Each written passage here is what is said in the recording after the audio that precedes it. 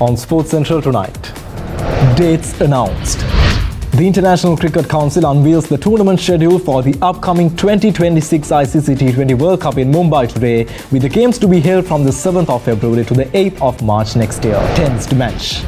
Ruben Amorim's Manchester United era hits a new low as they lose to an Everton side playing over 75 minutes with 10 men after a tense situation between two teammates results in a red card. The face, Michael Keane questioning the sanity of Idrissa Gana Gueye.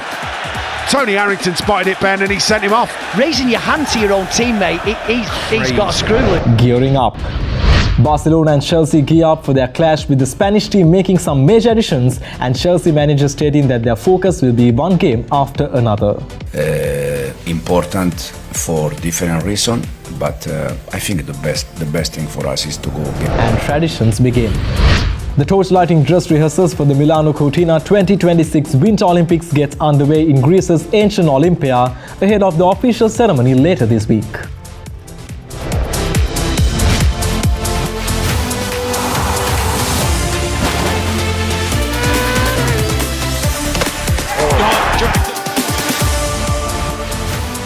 From Studio 24C, this is Sports Central.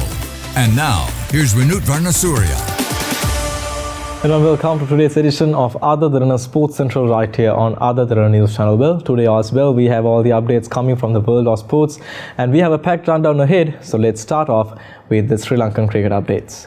The International Cricket Council unveiled the tournament schedule for the upcoming ICC T20 World Cup in Mumbai today. India and Pakistan will play each other in the 2026 Men's T20 World Cup on February 15th in Colombo as per the tournament schedule.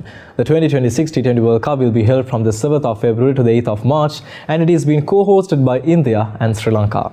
Pakistan will play all their games in either Colombo or Kandy. 20 teams have qualified to compete at the global event and those teams have been grouped into 4. Sri Lanka has been grouped with Australia, Zimbabwe, Oman and Ireland. Meanwhile, two crucial matches of the Under-15 Sri Lanka Youth League took place in Colombo today. Colombo South faced Colombo North while Team Galle faced Team Kandy. Colombo North defeated Colombo South by 1 wicket in a low-scoring thriller at the Colombo University grounds. Colombo South Under-15 team won the toss and opted to bat first. However, they lost wickets at regular intervals and were bowled out for just 119 runs in the 47th over. Tisanga Pereira was the pick of the bowlers for Colombo North with 3 for 29, while Desinduddin Saram, Mishika Abhivardhana and Tihencha Tilaka bagged 2 wickets each.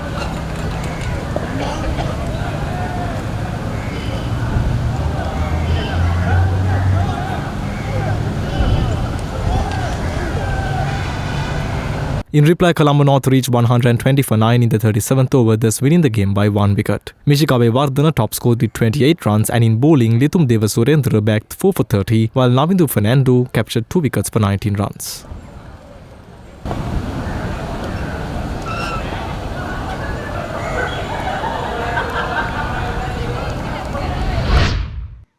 Meanwhile, superb half-centuries by Ranthidu Narayana and Imanjit Dissanayake helped Kandy to record a convincing win over Galle in another Sri Lanka Youth League encounter at the MCA ground in Colombo. The Kandy boys won the match by 85 runs. Batting first, Kandy scored 228 for 6 in the allotted 50 overs. Ranthidu made 53 while Imanjit scored 57 runs off 50 bowls. Saniru Anuhas also chipped in with 35 runs.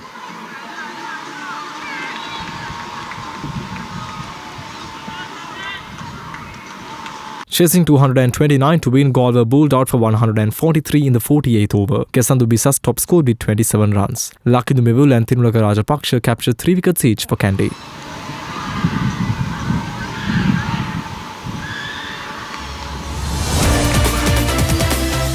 Sri Lanka Cricket today announced the fixture for the Major Club 3-Day League 2025 and 2026. The league matches will commence this Friday and will continue until the 11th of January next year. Altogether, 42 matches are scheduled to be played. Here, 12 premier clubs have been divided into 2 groups, with Group A comprising Bloomfield, Coles, Colombo Cricket Club, Police Sports Club, Panadura Sports Club and Nugegoda S and WC. Meanwhile, NCC, Moors, Ace Capital, Tamil Union, Badurulia and Kurunegala YCC are in the Group B.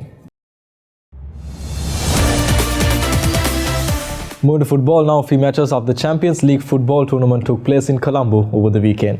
All those matches were held at the Racecourse Stadium in Reed Avenue. Here are the wrap-ups. The opening weekend of the Champions League football tournament produced tight contests. Here, Moragasmulla Sports Club held Pelican Sports Club Kurunegala to an exciting 1-1 draw. Moragasmulla, using strong defensive tactics, was able to keep the Pelicans at bay, which had the services of 4 foreign players. Pelicans took the lead first, scoring in the 12th minute. Moragasmulla scored the equaliser in the 47th minute. The scoreline remained 1-1 at the final whistle.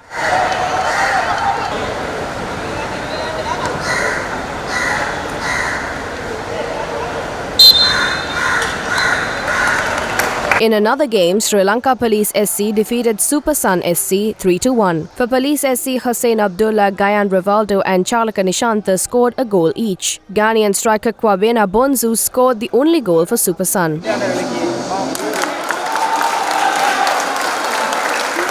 Meanwhile, Serendip SC Mavanalla owned the biggest win of the weekend. They totally outclassed Sri Lanka Transport Board SC 6-0 in a one-sided encounter. The Ghanaian forward Darko George struck twice while Frimpong Yao added one. Muhammad Rahman also scored 2 goals and Muhammad Azir added another. 14 elite football clubs are taking part in the Champions League football tournament organised by Sri Lanka Football Federation. All the matches numbering to 85 are being played at the Racecourse Stadium, Colombo.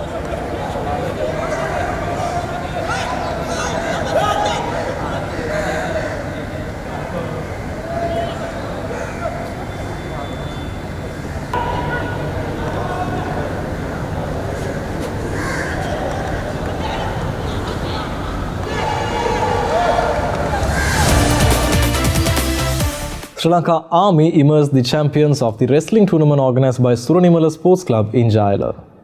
W.S. Botheju Memorial Wrestling Tournament organised by Suranimala Sports Club was held at Indoor Sports Complex in Jayala for 2 days. Over 125 competitors from Sri Lanka Police, Sri Lanka Navy, Sri Lanka Army and 13 other sports clubs took part in this tournament.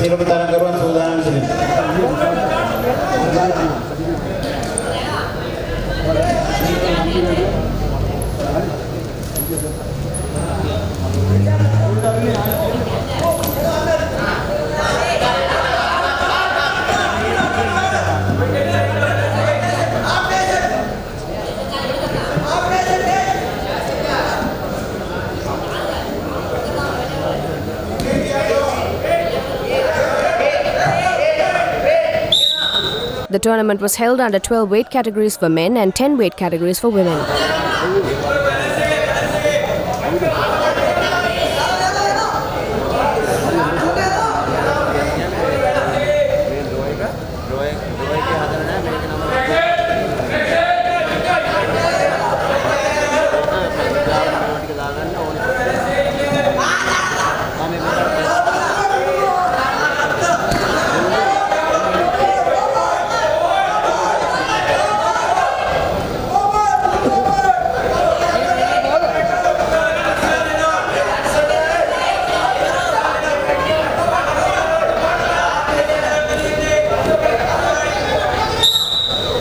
Sri Lanka Army won the men's championship while Sri Lanka Navy bagged the runners-up title.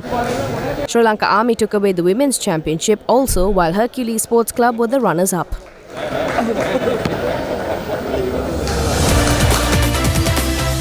Let's head into a short commercial break. More sporting actions coming right after this. You're watching Sports Central on Ada Derana News Channel.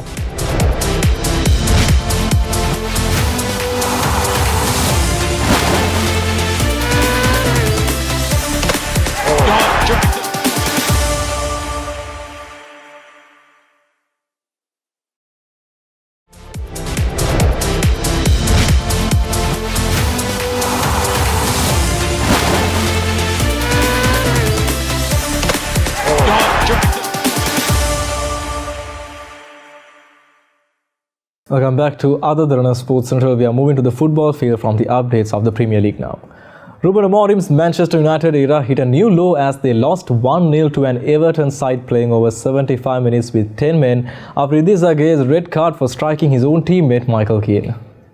In extraordinary scenes at Old Trafford, Gueye got into an argument with centre-back Keane early in the first half, and replays showed the midfielder raise his hands to the Everton defender's face. And Idrissa Gueye is absolutely apoplectic. I didn't even see why he's been sent off, but Tony Harrington wasted no time. He's shouting at something He's at his own Michael teammate. Keane. They've raised, oh yeah, he's slapped his own teammate across the face, Idrissa Gana.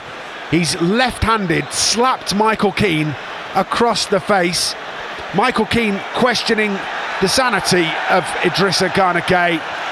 Tony Harrington spotted it. That moment should have allowed United to completely control of the game. If anything, it did the opposite. Amorim's side looked like the team with 10 men, and Everton deservedly took the lead through Kiernan Dewsbury-Hall's stunner from distance. The midfielder's solo run got him to the edge of the box before he fired past Son Lamon's outstretched gloves and into the net, with more questions falling to a United goalkeeper this season. Everton lead Manchester United by a goal to nil. United failed to take full advantage of their extra man in the first half, with their players booed off after their best chance was a Bruno Fernandes 30-yard strike, which Jordan Pickford simply saved. United almost found a way through when Joshua Zirkzee, starting his first United game for 225 days, forced Pickford into 2 wonder saves before he then headed a Kobbie Mainoo across wide. Cute ball to the edge of the penalty area. Brian Mbeumo's got some space, gets the shot away. Big save from Jordan Pickford.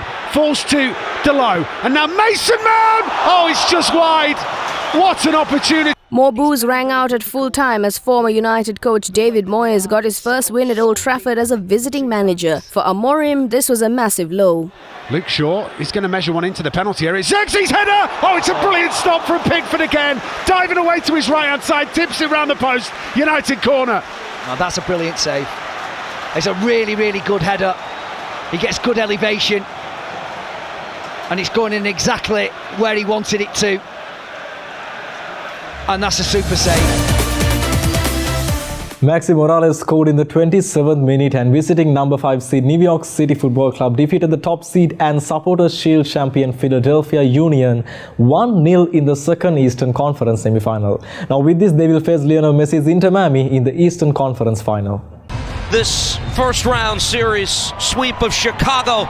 Matt Freese made 5 saves to keep his 3rd clean sheet of the MLS Cup playoffs and send the Citizens to their 3rd conference final in 5 seasons. This one comes after losing team-leading regular season goal scorer Alonso Martinez to a reported torn ACL injury suffered during the November international window, and midfielder Andres Pereira to a leg fracture suffered in the finale of the NYCFC's Round 1 series against Charlotte FC. NYCFC will visit Lionel Messi and number 3 Inter Miami in the East final on Saturday after the Herons defeated FC Cincinnati 4-0 earlier on Sunday. Philadelphia fell in the playoffs after winning the Shield for the 2nd time in 6 seasons and was eliminated at home by NYCFC for the 2nd time in 5 years after dropping the 2021 East final at home. The Citizens went in front on an attack that began when Taven Gray dribbled past one opposing player and then sprung Agustin Ojeda with the ball down the right. Ojeda cut across the inside of the defender on the dribble and then played a pass towards the top of the box for Nicolas Fernandes, who received it and slotted another quick diagonal ball that Morales ran onto and neatly finished past Blake from close range.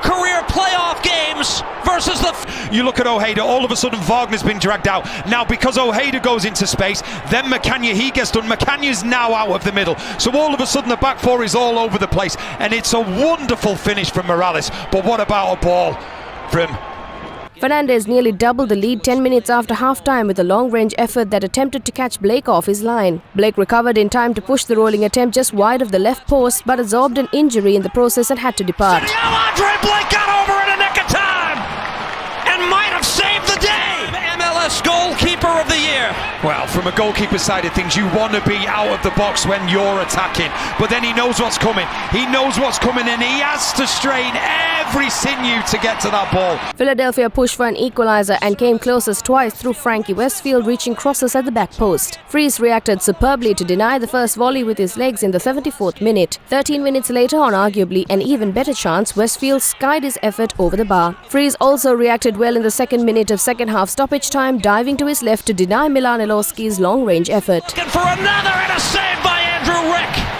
with the long throw into the 18. Bueno, that's it! Celebration on for New York City! They've come to Philadelphia, they've conquered the Supporters' Shield. Barcelona trained in Spain yesterday ahead of their Champions League clash against Chelsea, and the team's head coach Hansi Flick was optimistic Barcelona are getting back to full strength, with forward Raphinha and Marcus Rashford returning to bolster the squad ahead of today's clash with Chelsea. Brazilian winger Raphinha made his return from a 2-month injury layoff in Barca's 4-0 win home to Atletico Bilbao, coming on as sub for the last 10 minutes. Rashford meanwhile missed out on that match, the first at newly refurbished Camp Nou due to illness. Speaking to a press conference in London yesterday, Flick also said midfielder Pedri will not be available for the Chelsea match, but is expected to be back soon. You never can choose when is the right time. I think it's every game is different. But at the end, I'm really happy to play against Chelsea because we can show how good we are, and we'll see. It's a good test about all the training we have. We see the team is improving a lot the last weeks, and we are happy with this. And also some players are coming back. This is the good news. Frankie is coming back. Marcus is back from his cold. Rafa maybe can play more minutes, and next week or this week at the end, I hope hopefully also Pedri. Barcelona sit 11th in the Champions League table with 7 points from their first 4 matches, the same return as Chelsea, who sit on the 1 spot below them in 12th due to a goal difference. Both teams will be looking to close the gap on the top 8 after drawing in the last round of the matches. Barcelona 3-all against Club Brugge in the Belgium, while Chelsea finished level with Karabakh 2-all in Azerbaijan. Meanwhile, Chelsea manager Enzo Maresca said that he wants his players to go game by game as they face Barcelona and Arsenal in the space of a few days. It's big week, as you said, but at the end of this week, then we have Leeds away, Bournemouth away, Atalanta away, so it's another big week. It's always a big week. They are all important games. They are, at the end, every game is 3 points. For sure, there are games like Barcelona tomorrow and Arsenal Sunday that they are important for different reasons. But I think the best thing for us is to go game by game. The line is a factor for sure, but as you said, I think we need to pay attention also off the ball, because they are a team that they create always chances, they score goals always. So we need the right balance between attacking and defending. Chelsea face a home game against Barcelona on the Champions League today before taking on Premier League leaders Arsenal at Stamford Bridge next Sunday in matches that could help define their season. Chelsea lie 12th in the Champions League table with 7 points from 4 games, the same return as Barcelona, who are 1 place ahead of them in 11th. Maresca's side have moved up to the 2nd place in the Premier League, 6 points behind London rivals Arsenal.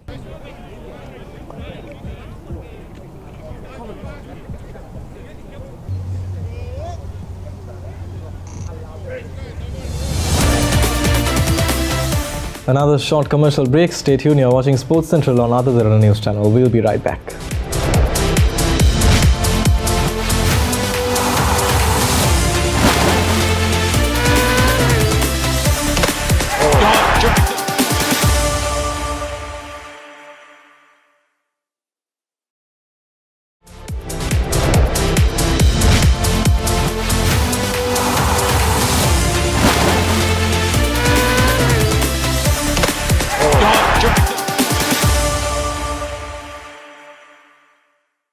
Welcome back to Sports Central right here on Ada Derana News Channel. Ukrainian free driver Katerina Sadurska has set a new world record in the constant weight no fins discipline, reaching a depth of 86 meters during the Blue Element competition in Dominica.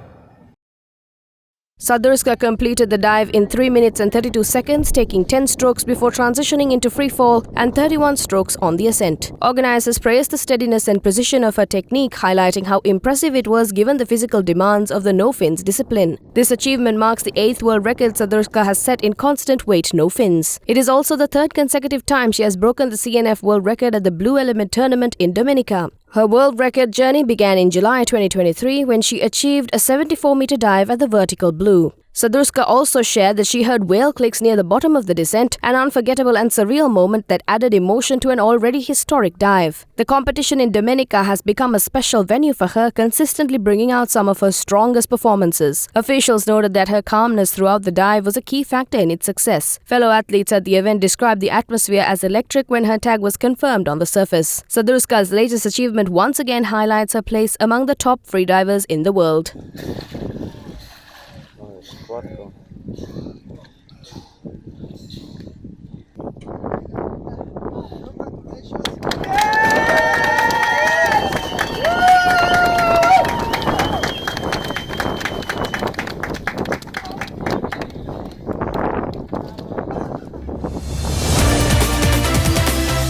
Getting some golf updates now. Josel Bollister secured victory at the Saudi International, hitting a final round 6 under par 65 to finish on 22 under par and secured a maiden professional golf title.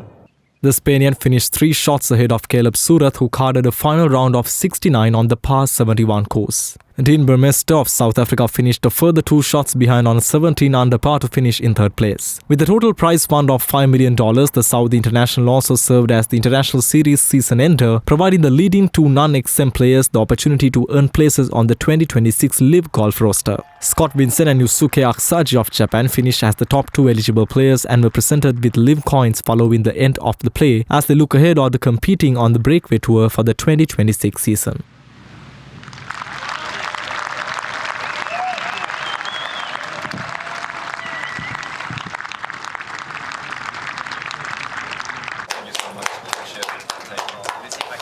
How do we even do this? Yep. Is it all one? You got it. Thank you very much. And welcome to LIV Golf. Thank you. And Scott, welcome back. Thank you. It's a pleasure to have you back.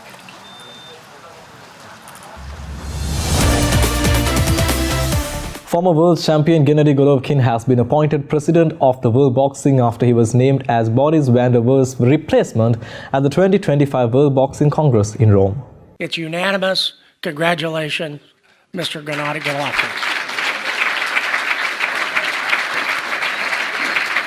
Golovkin called on boxing to be united and vowed that the Olympic movement would be able to trust the organization under this leadership. Van der Weer said in September that he would not seek re-election at the body's 3rd annual congress this month, citing the relentless demands of leading the breakaway organization and years of global travel as his reasons for stepping down. World Boxing said an independent vetting panel reviewed several applications of men and women who had put themselves forward for election last month, and only Golovkin made the cut. Golovkin, once considered the best pound-for-pound boxer in the world and the winner of a silver medal at the 2004 Olympic Games in Athens, was appointed president of Kazakhstan's National Olympic Committee in 2024. Greece's Mariloi Karilaos, who served as president of the Hellenic Boxing Federation from 2021 to 2025, was the other candidate who had put his name forward for the presidency. However, World Boxing did not specify why Karilaos did not make the cut. Van der Weer was the former Dutch Federation chief and elected World Boxing's first president on a 2-year term after the breakaway body was formed in 2023. He was tasked with the crucial mission of securing boxing's Olympic future beyond the 2024 Paris Games. During his tenure, he oversaw World Boxing's expansion to over 120 national federations, while also securing provisional recognition from the International Olympic Committee, leading to boxing's reinstatement at the 2028 Los Angeles Games. Thank you. Thank you very much.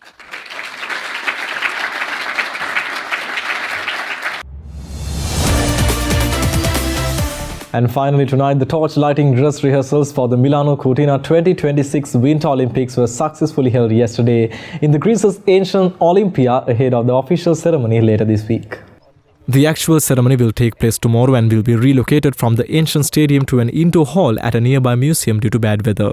Organizers will use a backup flame which was lit away from view of the media during one of the many rehearsals to light the flame on the day. The torch is traditionally ignited using the sun's ray and a parabolic mirror in an elaborate outdoor ceremony at the site of the ancient games, with actresses playing priestess and appealing to sun god Apollo for his help. Following tomorrow's ceremony and after a week-long Greek relay, the flame will be handed over to the Milano Games organizers in Athens on the 4th of December and flown to Italy for the domestic torch relay stretching more than 12,000 kilometers across the country. It will pass through Rome and Venice before reaching Cortina on the 26th of January for the opening ceremony at Milan's San Siro Stadium, exactly 70 years after the opening ceremony of the 1956 Games in Cortina. The Italian relay will take place in famous landmarks including the Colosseum in Rome and the Grand Canal in Venice, with stops in southern cities such as Palermo, Naples, to spark excitement in areas where winter sports are not as prominent. The journey will conclude in Milan, entering the San Siro Stadium on the evening of the 6th of February next year.